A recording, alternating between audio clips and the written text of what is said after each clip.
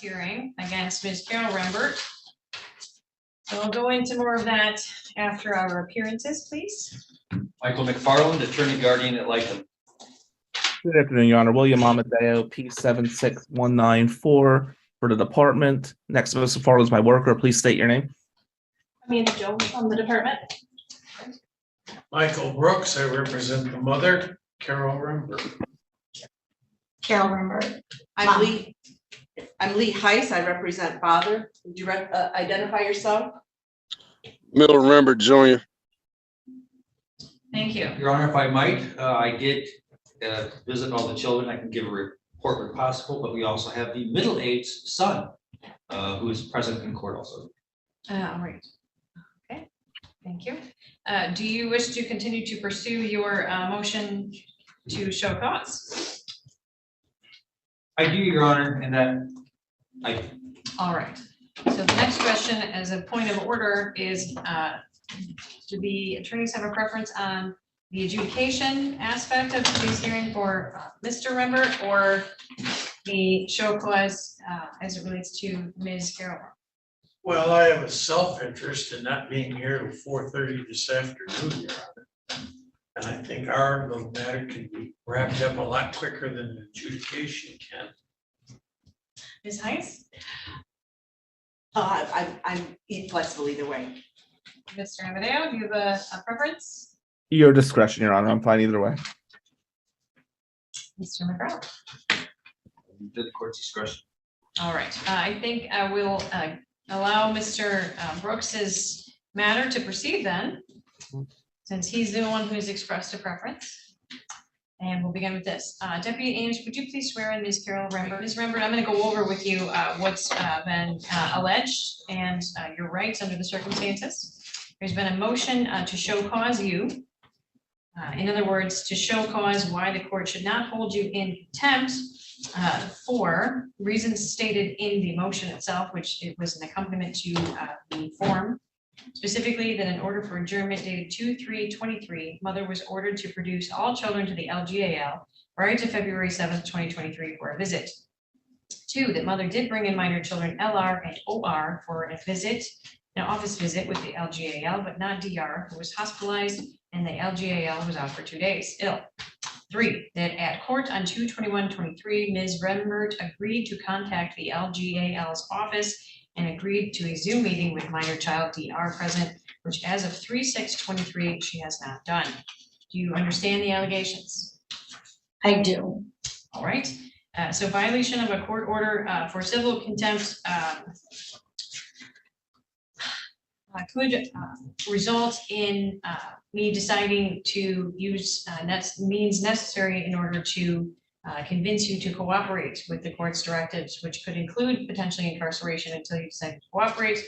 But in no event would I hold you any longer than 93 days, which is the maximum allowable for contempt.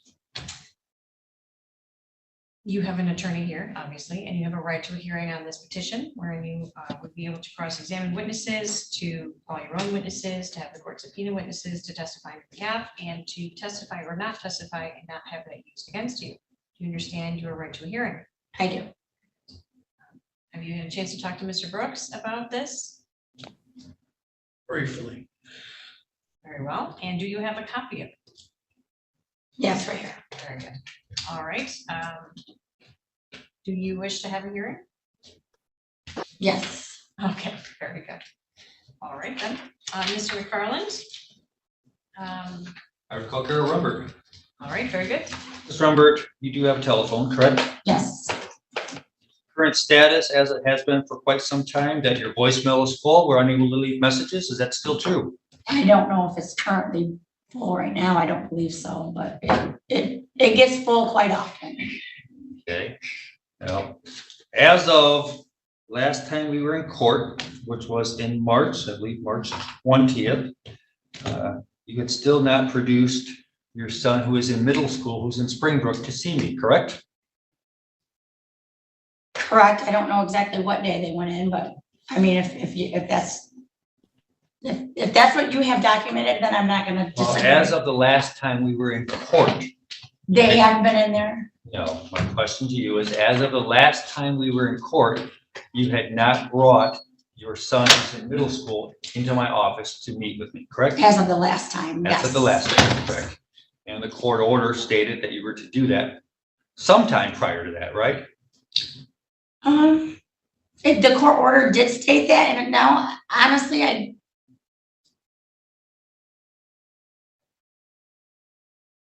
I believe that I did take Orlando in there. Now, let's not use names, okay? Yes, I did. Yes, I did. Your child who was hospitalized, you're telling me you took, That's De Niro that was hospitalized. you took him in to see me prior to the last court hearing? Not De Niro, no. Orlando, I did. That's the individual I'm talking about. Okay, Okay, so, that's correct. okay, thank you. And he was in school for some time in Springbrook, right? De Niro goes to high school. And when did he go to high school? De Niro goes to the high school currently. Okay, okay. De Niro's, D is the one who was hospitalized. Yes, Are you saying my vote to show cause indicates the other child? Let me take a quick look. Child, real fast, I'm taking a look.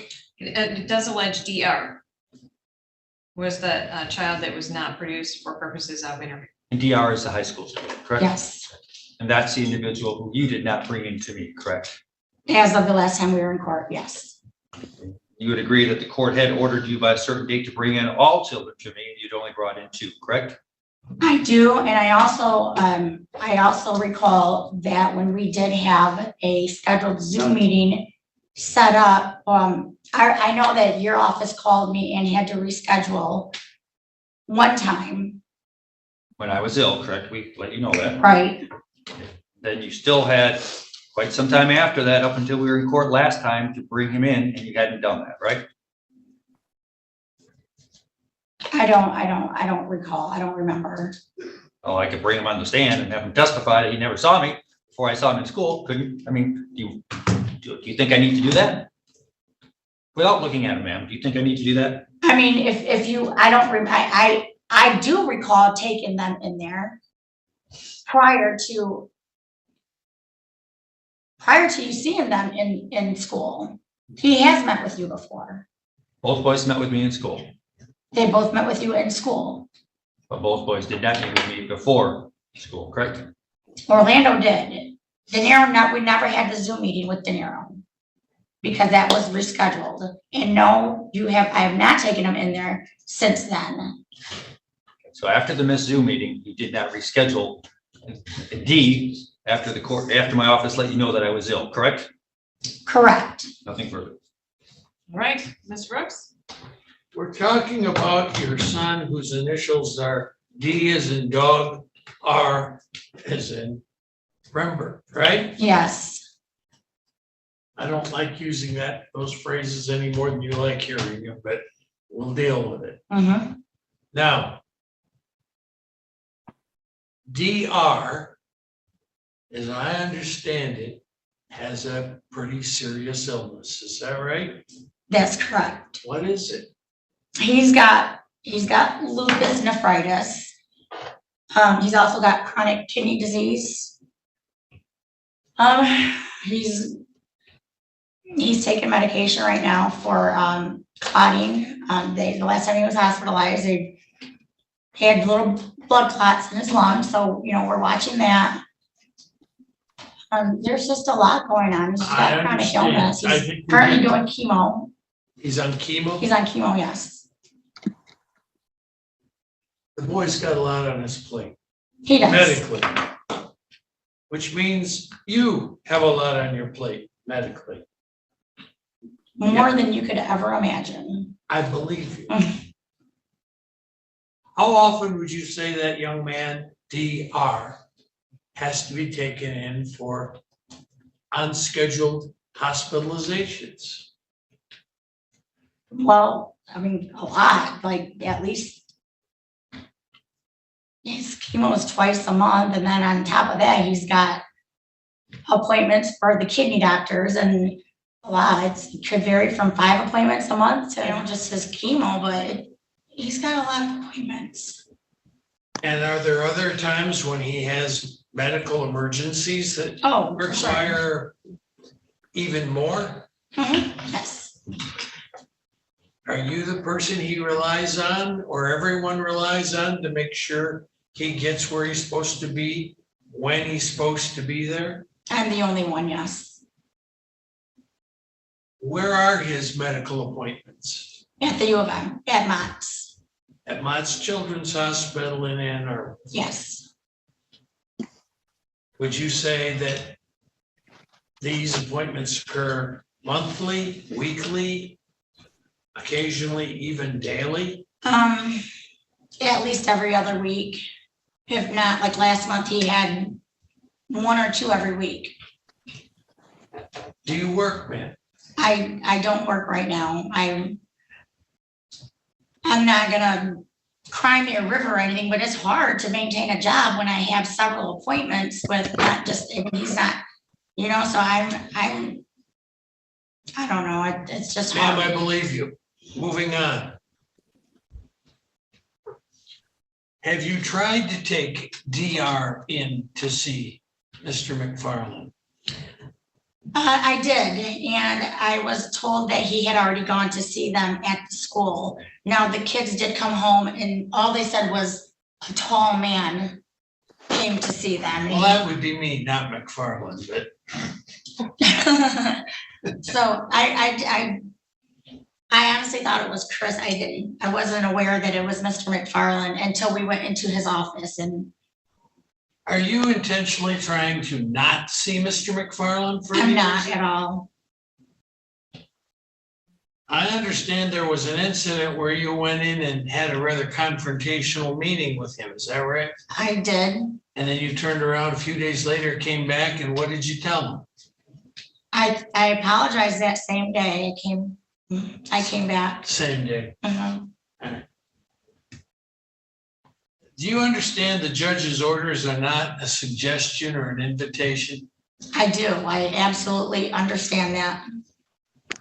Is there any, like, I guess the young man is here today, right?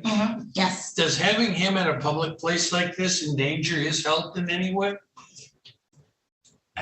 No, I guess what I'm asking is his immunity compromised? it is. It is. But it's more, I know when I need to shelter him.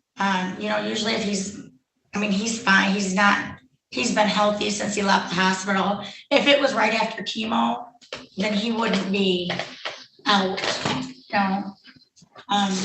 The chemotherapy suppresses his immune system even more than it already is. You understand why you're here today is because of Mr. McFarland's insistence that you bring the boy in to see you. don't I you? do.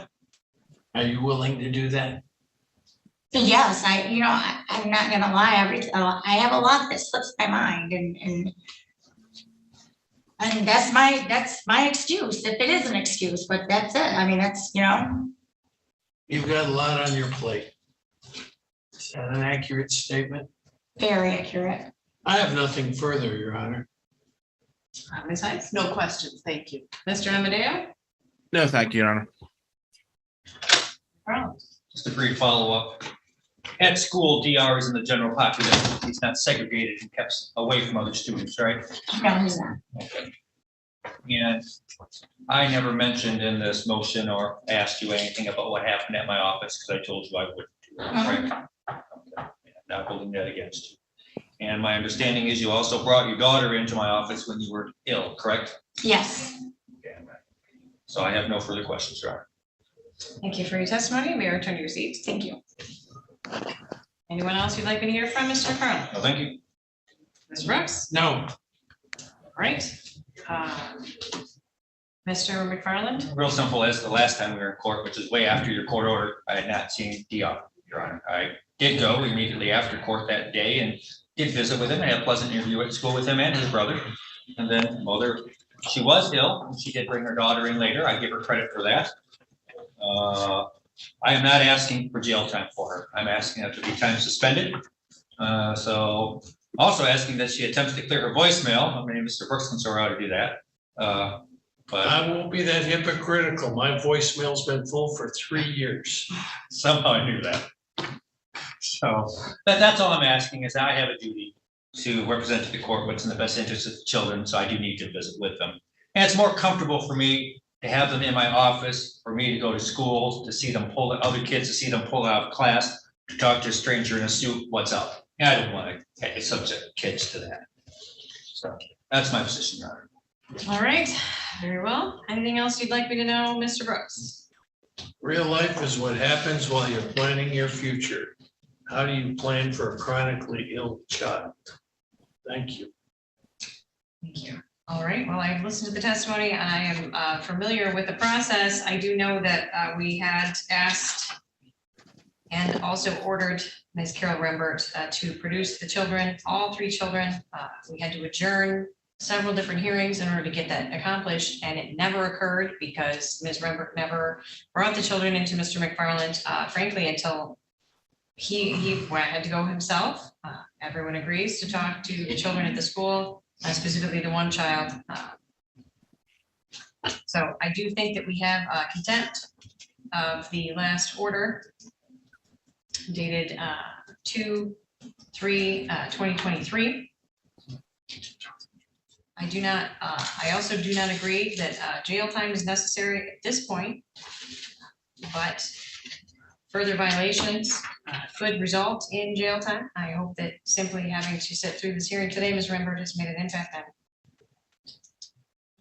Anything else? Yes. So I will note for the file that there has been a direct violation of the court order and that the contempt was found on the record. But I'm not going to issue jail time or fees at this juncture, understanding the situation that you and your family are in at this time. So please don't take that for granted, because if I find myself in a position of having to rule again that you've disobeyed a court order, the consequences could be very different, which would have very serious consequences for your children as a result of you being unavailable. All right, we'll prepare the order to that effect. Anything else on this issue, Mr. McCraft? No, when the court's ready for a GAO report, since I can do a complete one, I can give a rule briefly, but nothing further. Very good. All right, we'll head into the matter of the adjudication trial. Mr. Nelson Rembert, Your Honor, Yes. may we be excused here? any objections? None. No. No. Very well, you are excused. Thank you. Thank you. All right. Do you wish to make your report now, or do you want to wait until after arguments, or how do you want to proceed? Just now, I think I can do it briefly. I don't like everybody, Your Honor. On 3/16/23, I did visit with both boys at the school. Both boys wanted to finish their school. They have absolutely no qualms with their father. They have absolutely no qualms with his girlfriend. They're comfortable with his girlfriend. They trust her, they feel secure with her. Also with his father, with whom he's living. Grandfather, paternal grandfather, they're comfortable with him. They have no qualms against him. They just don't wish to go during the school year if they are to be transferred up there. Your Honor, they believe that he's able to get them around and do everything that's necessary. So they're positive on that. The girl, she is okay. Very reflects the very same, that she's comfortable with father, comfortable with his girlfriend, comfortable with her paternal grandfather. She would have no problem moving up there. She is due in June. She thinks her boyfriend can get her around. But she also likes to stay down here. So she's kind of conflicted because she has a boyfriend, the father of the child down here. But she also feels comfortable if she were to move with her father. Yet she turns 18 very soon, is also my understanding. So. Ms. Heiss, do you have any preliminaries before we head into the adjudication? Yes, Your Honor, just by way of opening argument, this is my client's intent today is to address the 3 counts that are against him. At the end, we think that you'll be able to find that the children were not in his custody. So you won't be able to find that when able to do so, he neglected or refused to provide proper or necessary support necessary for the health or morals. The rules of evidence applied today, and the preponderance of the evidence is the standard. I would ask you to consider that I think the testimony will show that Mr. Rembert Jr. was behind on the date the petition was filed, behind on support. But it does not mean that he had failed to provide financial help for the children because they lived there last summer. Then I think the evidence will show that the children, the second point is that the children haven't visited since mid-August. We'd have to see that he had a duty to visit them. We'd also have to, he has evidence that they spent time together and were constantly on the phone together, so they had access. The third point is that he failed to obtain custody, and he has the defense that he tried. He has a warrant, so he can't show up in person, and he doesn't have resources to do anything else about filing for custody, although he still isn't clear what that means and where he could go to get that help. So that is what I expect the evidence will show today.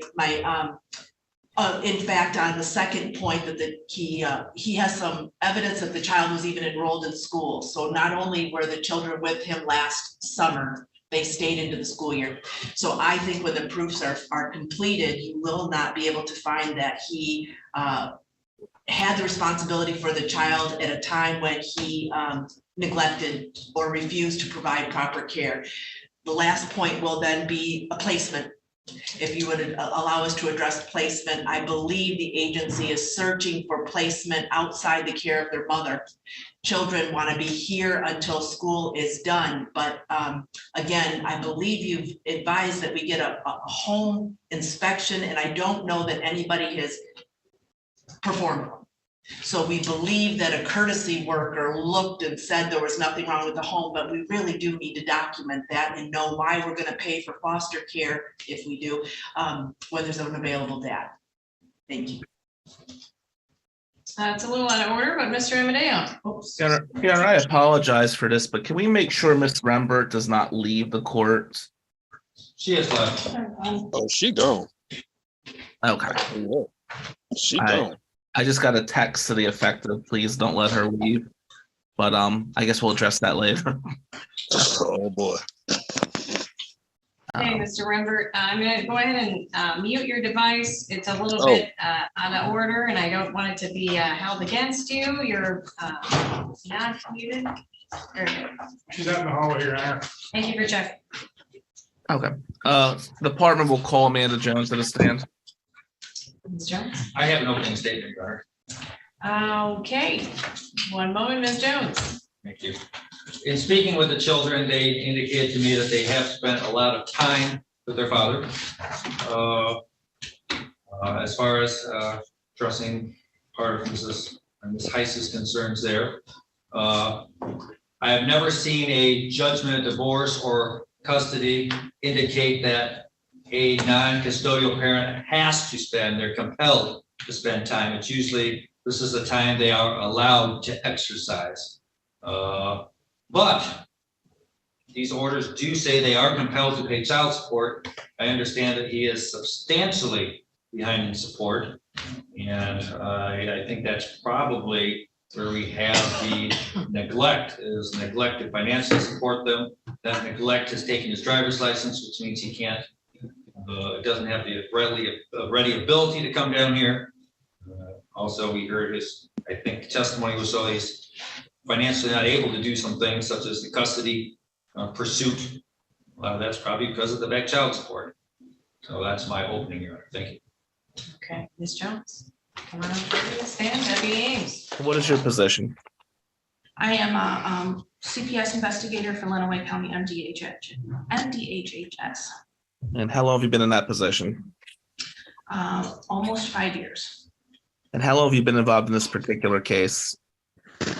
I received this case, excuse me, around February. Okay, so we're going to do a couple things today, Ms. Jones, based on communication I've had with the department. I'm going to ask you some questions about Mr. Rembert. But is it fair to say there's also some new development that just have arisen? Yes. Your Honor, I'm gonna object to that. This time frame snapshot should be at the time of the petition. Response? Your Honor, I just got the information today, maybe within the last 20 minutes, and I think it's important to make the record in the best interest of the children. The question that has to be answered today is whether or not one or more of the allegations in the petition are true, by a preponderance of the evidence, and whether or not that means that the Mr. Rembert should be subject to the jurisdiction of the court. So help me understand why information that you have just received now would be relevant for purposes of looking at the information in place on 12/6/22. I believe the information will actually be helpful to Ms. Heiss and Mr. Rembert's position based on some information I just found out about Ms. Rembert that does affect his children. So I don't think it's going to be anything adverse to Mr. Rembert, but I do think it's something that the court needs to be aware of. Well, do you want me to take a brief recess so you can talk to your co-counsel? I would like that, Your Honor, it's a GAL, just to know what we're talking about. That's fine. And Your Honor, I would actually ask if acceptable that my worker could actually stay in the room with the lawyers so they could explain what was just presented to me. I will only do that at the agreement of the attorneys. I'm in agreement. No objection. Very well. All right. So what this means for the rest of us is I'll be vacating the bench, and anyone else will be relegated to the waiting room. And then I'll trust either Ms. Heiss or Mr. McFarland to let us know. All right. It sounds as though the meeting between the attorneys was productive. They then invited me to a bench conference. So I will invite them to talk about the comments that they may want to make about that on the record, beginning with Mr. Amadeo. Thank you, Judge. Based on new evidence that came to light today, we're going to adjourn this matter out to April 25th. We are potentially seeking reunification with the father on a temporary basis based on what has been brought to the court's attention. And that's where we stand right now. Your position, Ms. Heiss. Yes, Your Honor, I would ask that the adjudication trial be also put over so that we can do placement work, which I anticipate will be with Mr. Rembert, and then we could reassess on the 25th. I would agree that appears to be the priority right now, Your Honor. Do you find that to be in the best interest of the children? Absolutely.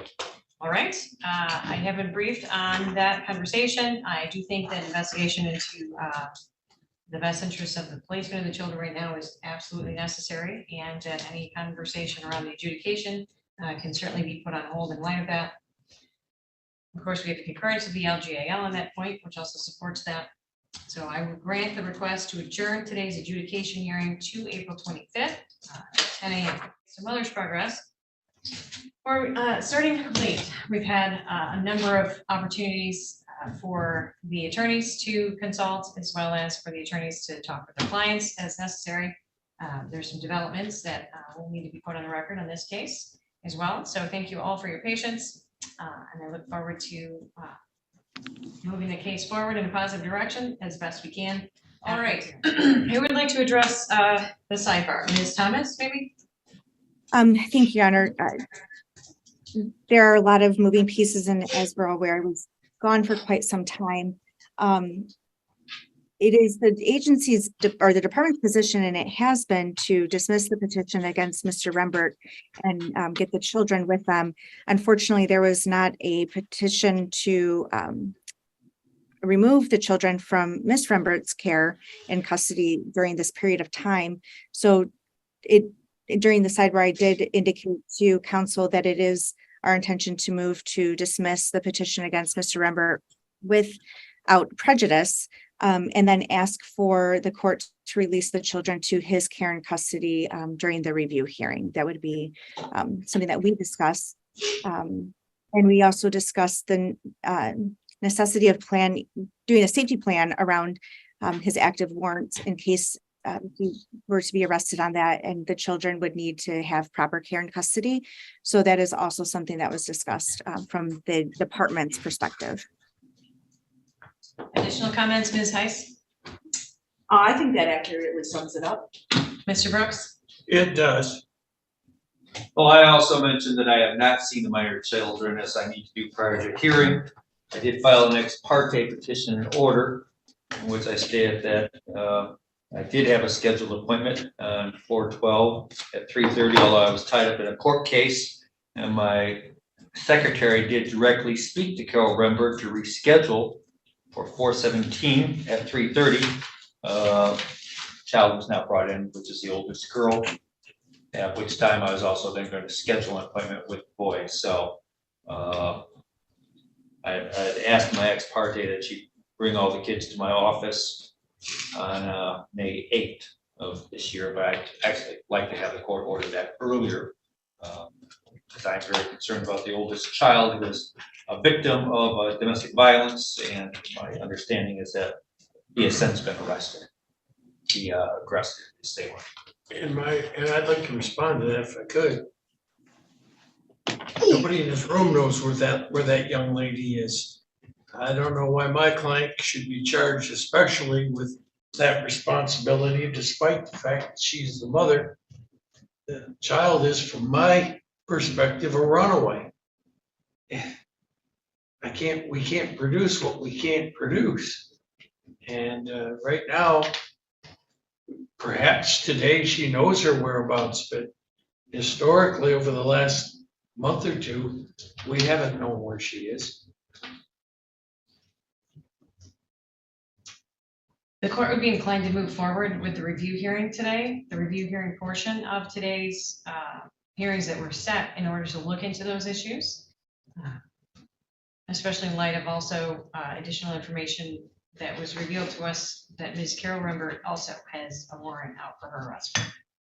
Do you find that to be in the interest of the children, considering that you haven't had a chance to meet with them yet, Mr. McFarland? I do, Your Honor. Any other comments then before we move into that, or objections or argument on that point? No, Your Honor.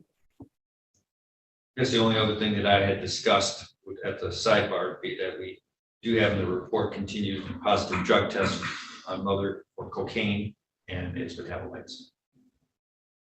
Well, it sounds like you're considering some immediate action here, and I can tell you, my experience is you're not gonna get any immediate results from a drug test, so what's the point? No, I'm not asking for a drug test, Mr. Brooks. I'm just saying that was my discussion. Is my concern was that mom was still continuously testing positive for cocaine and the metabolites. All right, is there anything else you'd like to say by way of report before we get into the regular testimony on review? Well, Your Honor, from my prior discussions with the children, 2 boys would like to finish their school year down here, but circumstances that have arisen that if mother is incarcerated, they need someplace to go. They are very positive regarding their father. They've indicated they've spent substantial time with him. They've also indicated they're familiar with his girlfriend, also familiar with their paternal grandfather with whom father is living, and they're comfortable with that situation. Speaking to the oldest, the daughter, she indicated to me that she had no objection moving up there with father. There was no time delay, although she wanted to have continued contact with her boyfriend, although at this point, if he is indeed arrested, I'm sure there's a no contact clause as a term of his bond with her. So I don't see any hindrance with her going up there. There is a child with some serious medical concerns. I do know father testified in court that he would be able, from last time, that he'd be able to get that child to the various medical appointments, the majority of which are in Ann Arbor, U of M, I believe. Do you have the dates, specifically the last time you were able to speak with each of the children by chance? I do. Well, he's looking that up. May I assume from what he said that he has now had contact with his oldest child who's pregnant? That's why I've asked him. I have had one visit. Let me take a look here.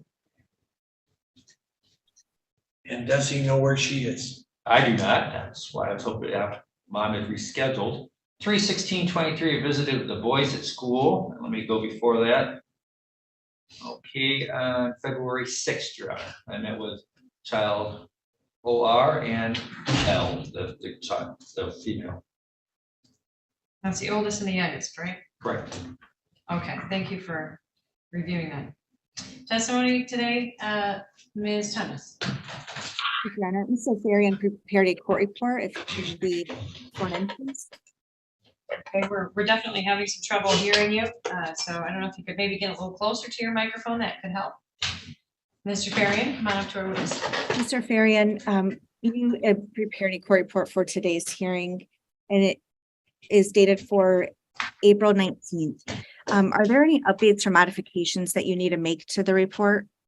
There are 2 modifications or updates I about, but there was, I want to make it clear that Mr. Rembert and I had spoke extensively about whether or not he had any friends, family, anybody local in order for the kids to finish school here, because I know that has been an issue that I've raised, and I know that has been raised. He has nobody. He is from the area that he currently lives in, and he doesn't have anybody that he could even do a power of attorney for that particular case. In the event that he is, I believe that I'm not going to speak on that. We're fine. Thank you. Do you have any concerns that he would not be able to enroll the children in school or not take them to appointments? I know there's a medically fragile child in this case, so do you have any updates on that? Okay, there was a couple of questions. Good. Which one? So are you asking specifically about whether he had any issues about getting the kids to where they need to be and what his plan would be? Correct, especially because there is a medically fragile child. Gotcha. So it's his indication. He has his father. He has his girlfriend who lives up there, and he has other, as he said, his family and his friends are there that would be able to help him transport or get the kids to where they need to go. Thank you. And is there anything else that you would like to bring to the court's attention as it relates to Ms. Rembert and her compliance and benefit from the current case service plan? Well, the issue is we have been here. I think the original petition was right before Christmas, is when it was here. The case service plan was entered. I believe it was signed by her in the file as of January 31st, and we had talked about it in mid-January. We had talked about finding a home, finding employment, doing all those things, and none of those have been done to date. If they are being done, it's 11th hour type of thing. In February, Ms. Rembert had come to us and said that she needed to go into inpatient, and I realized that it's difficult with substance abuse in our time in this community to get appointments. She had an appointment in mid-March, and she walked out of that appointment a half hour into it, so she never even completed that assessment, and it took another month for her to even complete that assessment. So I guess my question, it's a question is, if this is that important to her, why has it taken that long? And I haven't had that question answered. Thank you. To the best of your knowledge, as it relates to the oldest child and Ms. Rembert, do you know if they are still, do you know if they have contact with the oldest child's boyfriend? Are they living in the same home? Do you have any information on that? I didn't hear the first part.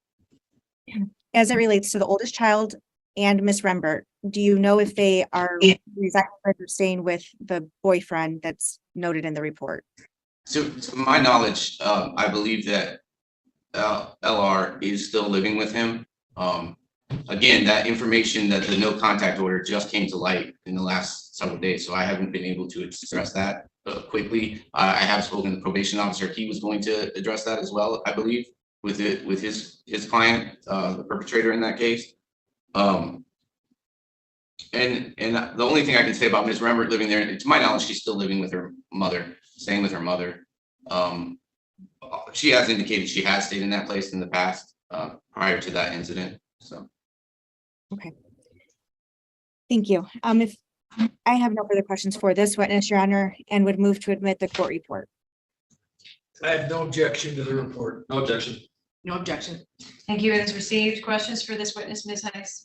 Oh, yes, thank you. Is there a home evaluation of Milton Rembert's home? So that we've had that discussion in court before. It was done. It was provided, I believe, via email to all parties sometime in February. And is that something that was done by a courtesy worker? Correct. Yes. Okay, are you willing to send that to me again? Yeah, I believe myself or my coworker will be more than happy to send it to you. And then last time we were here was about 19 days ago. I think maybe you were out of the office at that time, but is that right? You weren't. Correct. I was not here. I was not present. Since that day, we've had the children have not been moved from the mother's care. Is that correct? Correct. The court order I said that I had seen from that day specifically stated that we would continue to explore the home of Mr. Rembert. Okay, so your coworker who was here, did you confer with her about the circumstances that happened 19 days ago? I had just received emails and updates from both my supervisor and her. Yes. So what more was there to explore? You knew that the oldest child was alleged to have been assaulted. Correct. And she's pregnant. Correct. And you knew that mother was testing positive for drugs, correct? Correct, yes. Yeah, and then is it true that we can't locate at any time, you can't locate this oldest child? I indicated that I spoke with her on the 12th. Okay, so have you filed an AWOL child so that we knew that we couldn't find her, or what is her address? Do you know that? You don't have to say it here. I don't have it in front of me, but I can give you an address to my known address of where she is staying. So did you DHS 69 so we knew that that child had moved? I did not.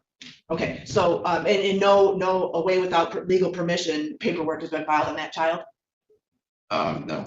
And then what is the safety plan in place in case the mother turned herself in on the warrant or was picked up at some point? What safety plan has the agency put in place for the children? The kids have been remaining in the care of their grandmother. I mean, it's staying at their grandmother's house. When Ms. Rembert hasn't been available, they stay at their grandmother's house. Oh, the grandmother has a power of attorney? I do not believe she does, no. Okay, so that would be another DHS 69 if mother's not available and the kids are placed with grandmother? I'm not familiar with that form, so if I don't know how to answer that question. Well, it's a form that lets the court know where she can find the children who are under her jurisdiction, the parents who are on cases. Okay. Is grandma a suitable placement? Grandma has been appropriate, however, she cannot take the kids long-term. That's always been since day one, she's not indicated that she would like the kids to stay long-term. Originally, when we started all of this, the plan in the case service plan was that we were going to start moving, we were going to find a place to live, we were going to do all these things, and they just haven't been accomplished. And on top of that, court has been, we've done a lot of court on this particular case. Is that an impediment to finding permanency for these homes with kids, would you say? I wouldn't say that specifically, but I think that the discussion has been about the father prior to today we were going to have a trial on him. And so that was part of finding permanency. Well, part of the discussion was also on the record, you talked about dismissing against the fathers, is that true? I think at this point, that's in the best interest of the kids in order to move this along, and I think it is. It was indicated that by the judge earlier today that you know we were trying to put this in the best situation we can, or maybe it was Ms. Thomas. Well, it looks like from your report, you find the best interest of the children to be placement with their father. Correct, because he does have a relationship with them. I think we've established that, we've explored that, we've talked about it. It was just all of the other legal things that I think were going on with father. And at this point, it's in the best interest. What other legal things for the father? We had the front of the court issues, the warrants, those have been brought up in court where we've had concerns with those. What would happen if you know something were to happen to him? So those were part of we had asked him to come pick up the children at one point in time. He had not done that. But at this point in time, we're just trying to get these kids in the most stable environment. I don't feel like where they're at right now is the most stable environment. And when did that become the status? Well, again, in a case service plan, we give the parent the opportunity to try to work through some things, to set goals, to set expectations, and during that, we give them the opportunity to do that, right? We give them the opportunity to drug screen and have negative drug screens. We give them the opportunity to go to their treatment and do that. We give them the opportunity to find employment. I've recommended she go to Michigan Rehabilitation Services. I've recommended all of these things for her. And they haven't been accomplished. So at some point we have to say enough is enough, correct? In order to put these kids in the best environment possible. And did that become the status at some point in time was when the oldest child was assaulted and we couldn't find her for a minute? I think that we were getting to that point. That may be, I can't say that was the defining thing that tipped the pendulum to the other side. She had appointments scheduled, whether or not she went to those appointments. But we're to this point now where we have legal issues going on. We do have the issue with LR. And so we don't have a home that these kids can go to every day by them, other than a relative's home.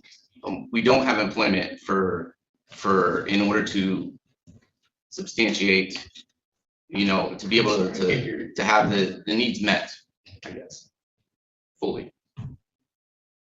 Okay,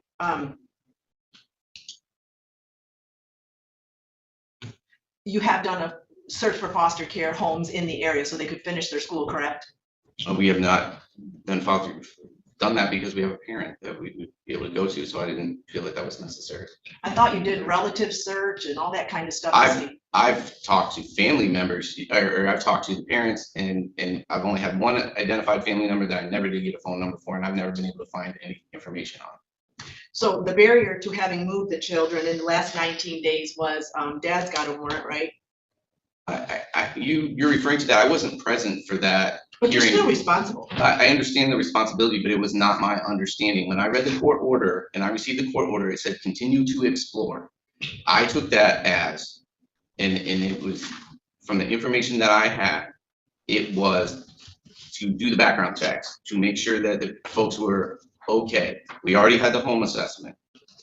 So those are the things that I did with the intent. In my understanding is that we still had this trial that we were going to have on father. So at that point, I did not have an order when I had in-home jurisdiction that we knew that the kids were being placed with mom at that time. So I didn't have anything to say, hey, it's okay to send them to dad. I didn't have an order at the bottom that stated in the event you would find father is appropriate, you can move them there. So no, I did not explore it in that way.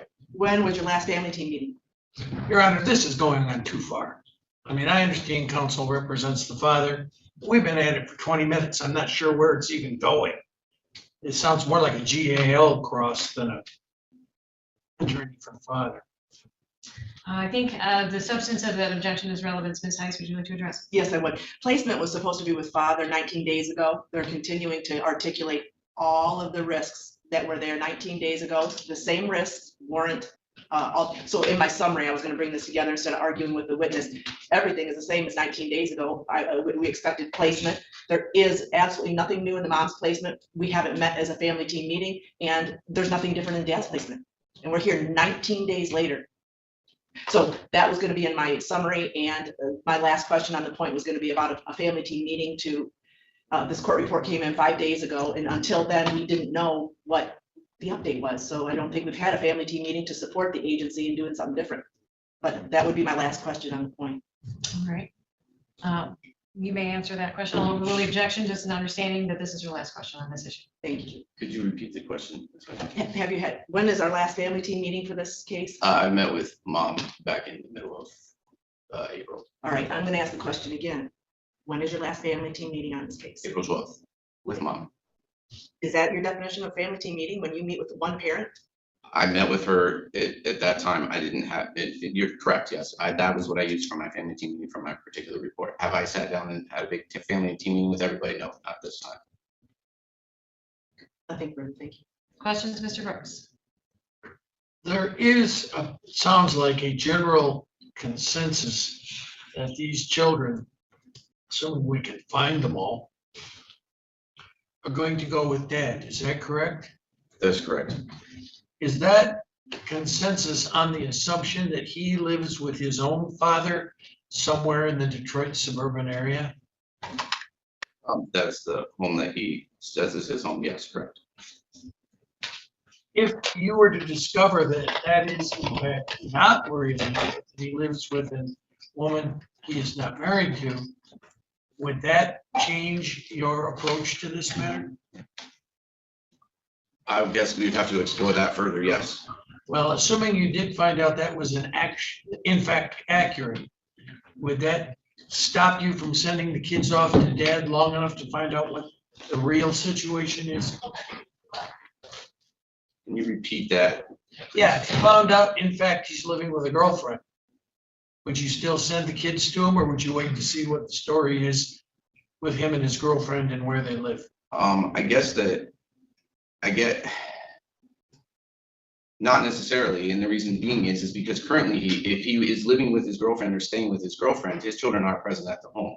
If he indicates that when the children do come into his care that is where he's going to stay, then I mean, you're asking me to try to figure that out without the kids being there at this point. So I guess that to further that and to maybe get back to your question is, we would, again, probably set up, and then we've talked about a safety plan with that and how things were gonna go. So that would be something we would discuss. Would there be a home study of wherever this, whatever his situation is? That has been done and completed, and that is the address on his, that has been given to the worker that did the home study, and I believe it's the address on his license. So, we didn't have anything other to indicate, other that he has a girlfriend that he stays with, which, but that's his home. Well, what, you're again referring to the father's home. Correct, which is where, it's my understanding, he lives. But if you were to find out, and I don't want to belabor this, but if you found out that's not truly accurate, would you do a home study on where he really lives? He hasn't answered objection. He's already addressed that. Fair enough. I think the answer is no. Do we know today where that oldest child is? I have an address of where she claims she is staying, yes. Have you spoken with her? I spoke to her on the 12th. That was the last time I spoke to her.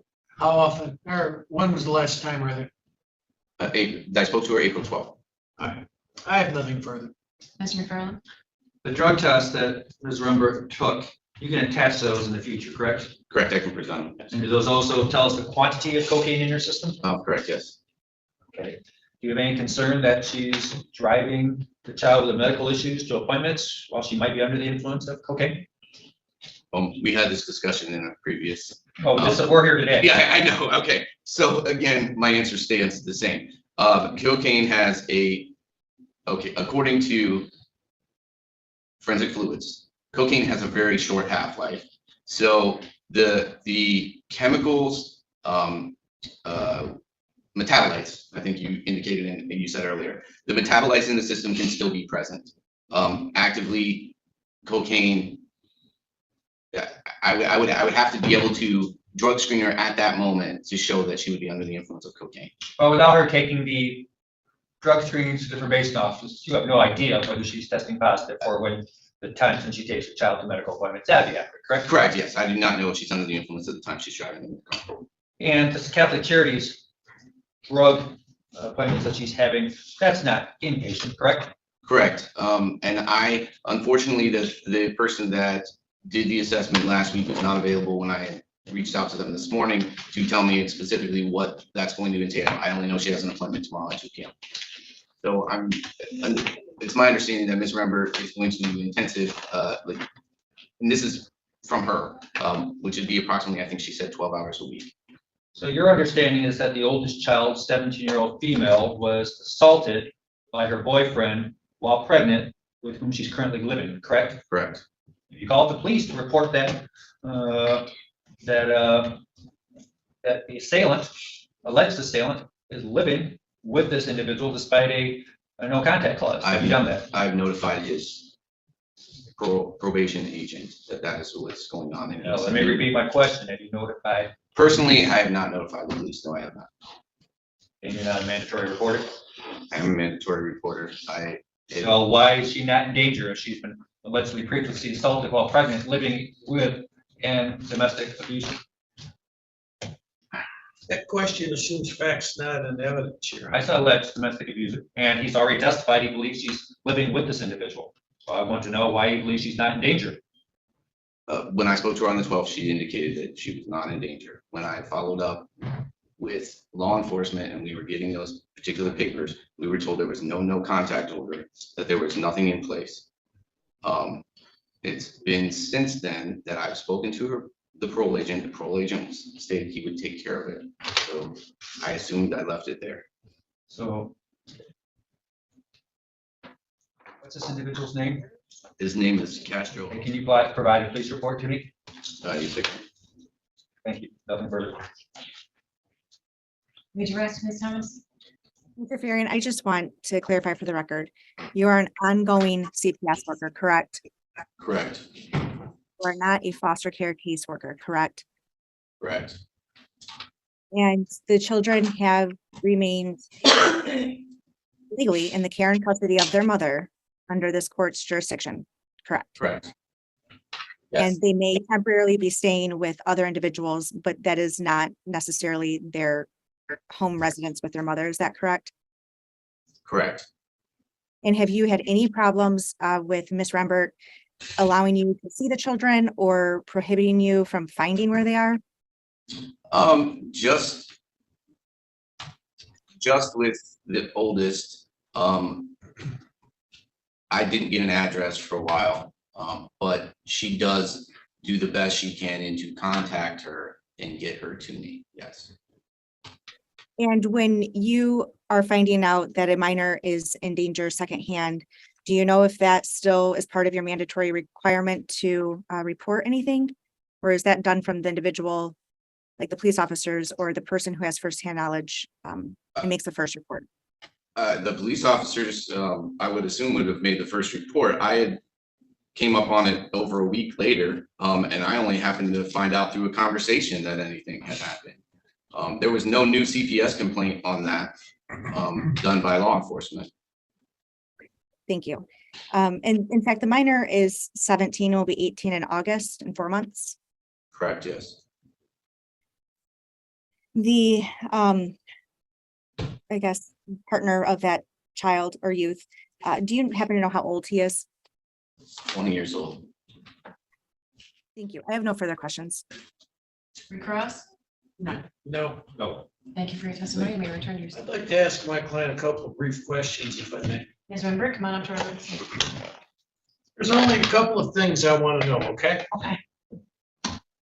Where does the father of your children live? In the city of Detroit. His With father who? lives in Oak Park. With who? His girlfriend. What's her name? I don't even remember what her name is. I don't have a problem with her, but we don't really, I don't talk to either of them, really. Okay, second. If he has told the DHHS that he lives with his father, is he telling them the truth? He is not telling them the truth. Does his father live in a different location than he and his girlfriend? Yes. How far apart? I don't even know where the girlfriend lives. I know that when Orlando went the last time, Millen actually dropped him off with his dad, and he stayed there for the couple of days that he was there, and his dad was not there with him. He might have checked in on him, but he don't live there. Hypothetically, if this court this morning turns these kids over to their father, are they going to go live really with his father, or are they going to live with him and his girlfriend? Do you know? I have no idea. I wish the kids were here now because they could tell you exactly how they feel about that. No matter if they talk to him over the phone. Well, I'm just asking. I don't know. We don't know anything about his real living situation. Oh, he lives with his girlfriend in the city of Detroit. Where? I don't have an address. I don't All right. know. And he don't give me the address, so.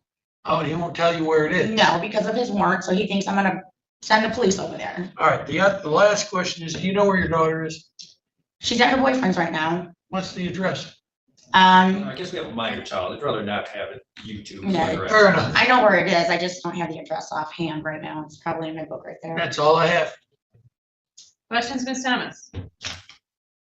Ms. Rembert, how are you so sure where Mr. Rembert lives? Do you talk to him every day? I know he does not live with his father. My kids know he does not live with his father. I'm going to re-ask the question. How do you know he does not live where he's purported to live based on his license and him showing up there to speak with CPS? How do you know that? I mean, I know. I don't know how. I know he lives with his girlfriend in the city of Detroit. He does not live with his father. No further So questions, Your Honor. Ms. Heiss? In the beginning of this petition, didn't it say that the children had stayed with Mr. Rembert last summer for a period of time? Orlando went for a few weeks, almost, it was a few weeks, but De Niro, If we cannot use names, please. no, I'm sorry, DR, they're gonna be devastated. Orlando's the only one, he's youngest, who would be willing to, it's gonna be hard to get in there. Wasn't LR enrolled in school up there at her dad's? No, she, I believe she was trying to do online, but she was never enrolled in school. Thank you. Nothing further. You would agree that if you kept your appointment with me at the office, I'd be able to find out what the kid's opinion is, I correct? mean, you spoke with them before, and your office called me to reschedule that. And I don't believe that we ever actually, I don't know what happened, but I know every time that we've had an appointment, it's been we've had to reschedule because of circumstances that, I mean, it was them that called me, and I think they called me 2 times. The second time, Layla was sick, and I actually did take her to the ER that day. That was prior to the last hearing that we have. I'm talking, I'll move on from there. You realize that upon being arrested, you're going to be drug tested. You understand that? I don't have a problem. I've never lied about my addiction. You test positive for cocaine today? I don't know. I don't know. What's the last time you used? A couple days ago. Your boys are kind of hard for your mother to handle. They don't really like to, they give her a hard time. Wouldn't that be accurate from what you told me? I mean, they're teenagers. They don't, they're teenagers. It's a typical teenage situation. They rebel. You can't beat them. You can't, you can try to do is discipline them, and sometimes they don't go for it, and it's just what teens do. I'm not gonna slap them or beat them with the belt. Like, I mean, they're teens. We got to deal with it, and they've had everything ripped away from them this past year. Everything they know. So you guys gave me 3 months to get my life back in order. Who can do that in 3 months? Who can do that in 4 months? We have nothing. So you guys give me a timeline. I have to get my mind right before anything. Like, I've never lied about my addiction. I'm honest about everything. I don't beat my kids. I'm the only one that takes De Niro his chemo Thursday. Who's gonna take 8 hours? He's never been to a chemo treatment, never to his appointments. He don't come and nothing.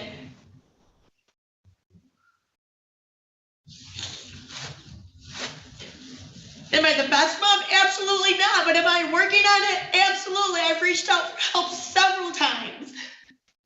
And I'm getting it now. Now I'm starting this intensive outpatient, and I'm excited about it because I know they're going to drop me. I need something like that. I have nothing further. Redirect? No. No questions, Your Honor. All right, thank you for your testimony. You may return your seat. Thank you, Your Honor. I think there's been a lot of confusion about what's required in a in-home jurisdiction matter versus a foster care matter, and what authority the department has depending on which jurisdiction is being exercised. At this time, we are still in in-home jurisdiction. We are requesting formally to dismiss the petition as relates to Mr. Rembert without prejudice. And we are also requesting that the court release the children to him. He testified at the last hearing that he does in fact live with his father. His license and his father's license indicate the same address.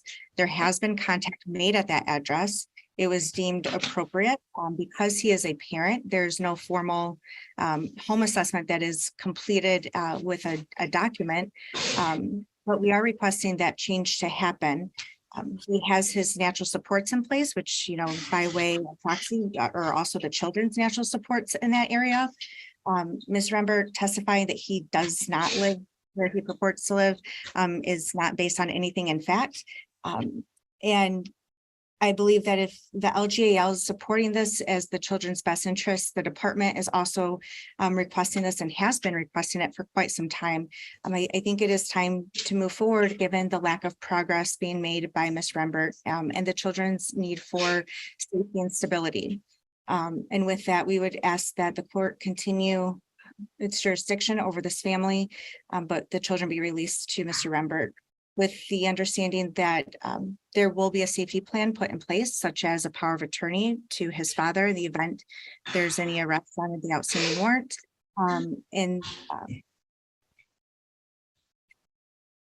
And that I guess just the warning that the department is also going to be scrutinizing whether he acts promptly, maintains the appointments for the children, and indeed does safeguard them appropriately. Thank you.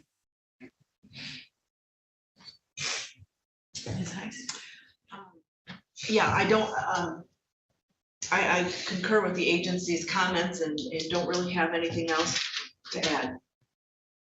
Mr. Brooks? Well, I will start by acknowledging that if in fact my client is about to be arrested and she leaves this courtroom, it puts us all in a tough spot. However, saying we're going to turn over a child whose whereabouts and willingness to come home are either unknown or everybody knows darn well she's not going to come back.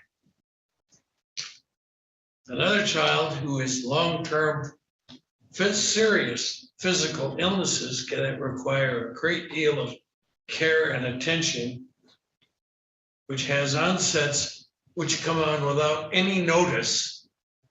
It's not like he's on some kind of maintenance schedule. And then a third child. And that we're going to take those three children, turn them over to a man who lives maybe here with his dad, and maybe over here with a girlfriend who we know nothing about, and who has no history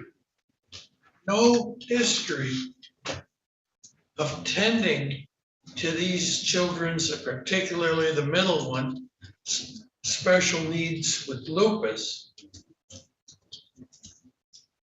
And assuming that lupus is a bad thing to have, I think turning these children with all of their rainbow problems over to a man who has no history of taking care of them for real is ludicrous. I think at the very least, if my client is going to be arrested in the next 15 or 20 minutes, these children should be allowed to remain right where they are with their grandmother. And just because she's going to be arrested doesn't mean she's going to be staying there. I mean, she may have to go through a booking procedure and they cut her loose later this afternoon. I don't know. And neither does the court.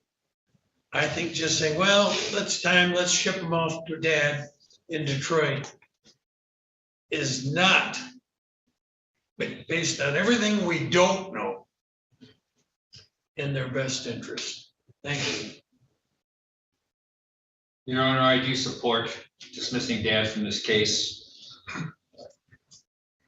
Child Protective Services doesn't just file a case for adjudication on parents who are behind in child support, even if they have warrants for their arrest.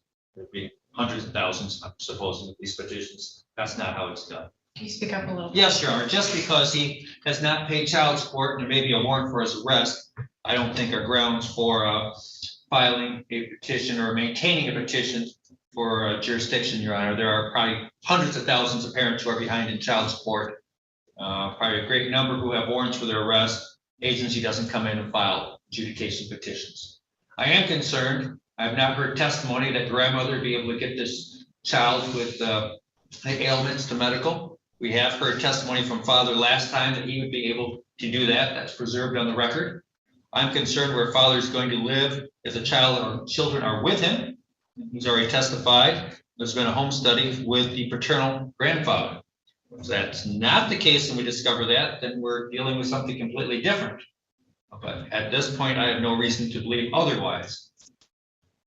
I do have concerns. Mother continuing to test positive for cocaine. Just a couple days ago, how she would be capable of taking a child to a medical appointment in Ann Arbor under the influence. I'm not sure how she's going to be able to make a $15,000 bond. It's already been testified. I have concern that we have a minor child who has not been brought into me, who was apparently living, despite the no contact clause of the alleged assailant's bond, with this individual. She did pose to me when I met with her last time that she has no objection to living with her father. At this point in time, I would support the children being, I know it's difficult because they are in school, but I do support them being with their father. I think that's the most stable environment. And He's dismissed from this case. I don't see any legal reason why not, Your Honor. Well, the court finds all parties were given notice for purposes of the adjudication trial set on the petition naming the father as respondent, as well as for purposes of today's review. I will grant the department's request to release Mr. Milton Rembert Jr. as a respondent parent and accept the request to dismiss the petition against him without prejudice. That's been supported by the guardian ad litem. There have been some concerns that have been requested to be explored over a number of hearings, and unfortunately, Mr. Farian, I think, wasn't here for one of them, wherein it was discovered that the oldest child had been assaulted, and there was, frankly, my impression was that the adjournment was to allow the department to consider whether or not a removal could be. So that hasn't been filed. I've had a request to place the children with who would now be considered the non-respondent parent without a formal removal petition.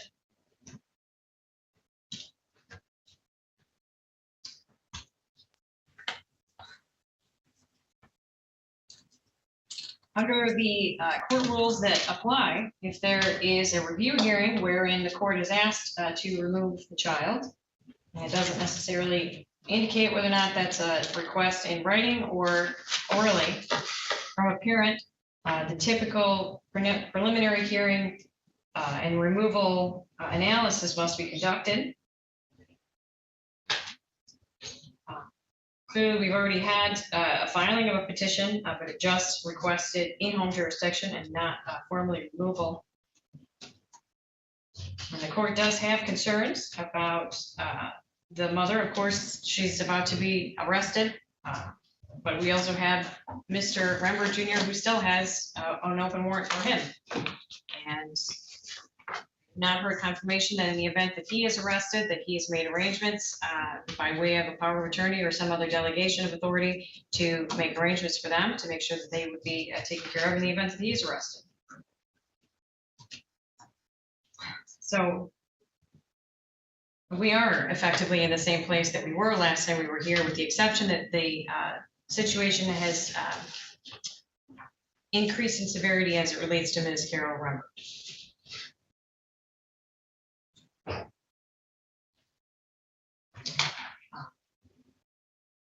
Frankly, I'm going to take a recess to consider whether or not I have the authority to remove these children from the mother without a formal removal petition having been filed today. In the meantime, I would expect that Ms. Rembert would not be rejoining us, and potentially we may have an answer to the question of what will be happening with her. But I'll be back with you as soon as possible in a few minutes. Nastasia Thomas, counsel for the department. Amanda Jones from the department. I'm Lee Heiss. I'm attorney for Milton Rembert Jr. Would you identify yourself, sir? Milton Rembert Jr. Okay, Your Honor, I'd like to call Mr. Rembert as a witness. Oh, hang on, we forgot Mr. Brooks. Oh, Michael Brooks, I'm the attorney for the mother, who is not present at this time. Before we go any further, I want to update the record, as I have already previously updated all the parties and the attorneys prior to commencing our proceedings. We do have some information that Ms. Carol Rembert was arrested on a warrant through district court. She was drug tested positive for cocaine and alcohol, and she will not be arraigned at least until tomorrow morning by Judge Shadler, pursuant to information that I received from our court officer that executed the warrant. And I've shared that with everyone in order to plan for the well-being of the children that are currently in her care. Ms. Heiss has gone to extraordinary lengths to assist in the safety planning, and I'll let you address your efforts and anything else For the record, we've had extensive sidebars, so whatever comments you'd like to make about those, I welcome you to do that now. Thank you, Your Honor. So the mother has become unavailable and the father is available for placement of the children. And I would like the opportunity to question him and make sure that we have the plan in a plan in place that will work, because the children need him and need to be placed, need this placement, and it has to happen sooner than later. So I think that's the best way to handle it. The father offered to try to run and print it, notarize it, and get it back to us, but I don't know that that's possible. So I would ask that he be allowed to print this document, review it, print it, and find a notary and sign it before he comes here to pick up the children. In the alternative, it's my understanding that the agency could print a copy, and when he comes to pick up the children, he could sign it, and then 2 witnesses could sign it if there isn't a notary present. So I'd like to ask on the record to verify all that stuff from him, but that's my recitation of the sidebar. Thank you. Ms. Thomas, anything about the sidebar? No, I agree with Ms. Hayes's recitation of the sidebar. Thank you. I agree too. So do I. Thank you. I do want to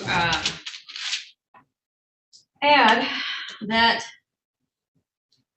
Ms. Thomas did provide the authority necessary for the court to change placement in a post-disposition review hearing in a case where a parent is already subject to the jurisdiction of the court, and that we are within the authority of the court rule to make a change in placement as a result of the material changes and the risk that has arisen.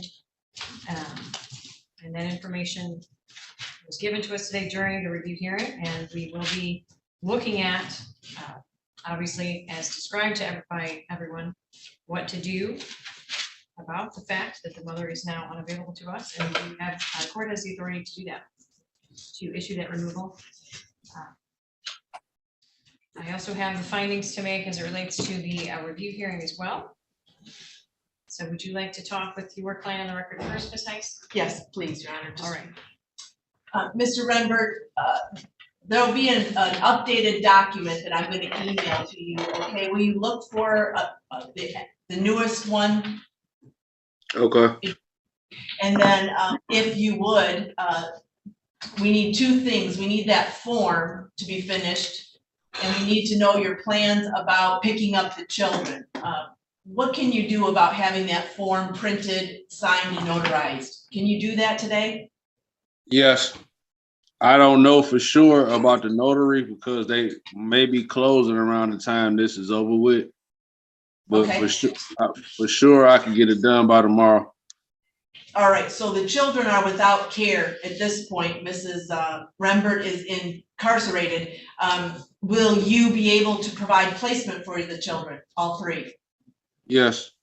They have been calling me. I guess Carol called them and told Layla what was going on, and Layla called me and basically been asking me when was I coming to get them, what time was I coming to get them so they could be ready. So the agency needs to know when you can be here, because they probably have to supervise the children until you get here, or make sure that the grandma's supervising them. Can you give us your plan to come and take placement? I could be there by 6:30, 7 o'clock. All right, as I recall, you don't have a driver's license, right? No, I have somebody that will take me up there. I have a cousin that'll take me up there. Now, you and I have talked about the fact that when the kids are placed with you, they're still under the DHS control in a way. You understand that? Correct.